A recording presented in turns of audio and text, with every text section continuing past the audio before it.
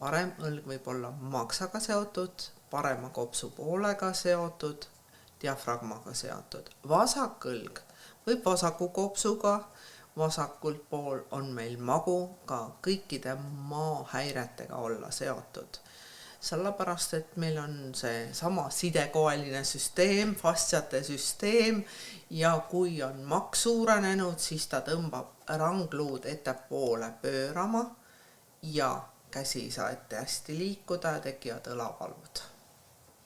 Sama on ka maa poolt, et kui magu on doosis alla vajunud, suurenenud, seal on kõrvetised, maahaavad, siis ta on turses, põletikuline ja ta tõmbab enda poole kas alla või ette roteeruma vasakut rangluud.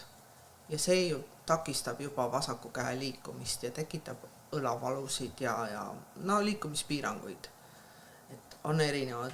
Sama lugu on ka õlavaluga, et sa võid tulla ja rääkida, et käsi ei liigu ja hullult valutab, aga ma üldse ei katsu õlga. Vaid magumakse? Täpselt. Ma võndan selle läbi kõhu näiteks.